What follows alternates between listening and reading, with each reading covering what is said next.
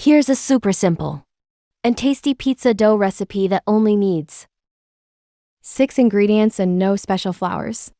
You can use either all-purpose or bread flour, whichever you have on hand. It all comes together in one bowl and no fancy stand. Mixer needed, but you can use one if you want. The dough takes just a quick. Knead like 3 seconds and only about half an hour to rise. A lot of pizza experts swear buy oat or bread flour for making dough at home, but honestly, I usually just stick to all-purpose flour because that's what I keep in my pantry. So I made sure this recipe works great with plain old all-purpose flour first. Here's what you get with each flour, bread flour. Gives you a crispier crust. All-purpose flour makes a softer crust and flour results in a fluffier, chewier crust. Ingredients R to R cups. Flour, all-purpose or bread. Flour divided. About 250, 295 g. 1 packet, instant yeast, 2 teaspoons. 1 teaspoons. Sugar 3/4 teaspoon salt. Optional. 1/8 to 1/4 teaspoon garlic powder and door. Dried basil -2 tablespoons olive oil plus more for the bowl and brushing 3/4 cup warm water. About 175 ml. How to make it. 1. In a big bowl.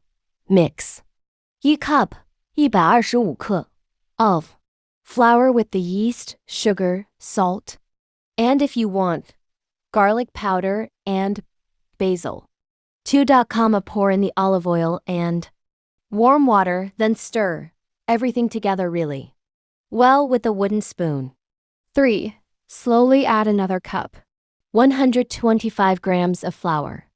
And if the dough is still too sticky, sprinkle in a bit more flour, sometimes up to an extra 1/3 cup until the dough pulls away from the sides and forms a soft, elastic ball. It'll be a little sticky, but easy to handle. 4.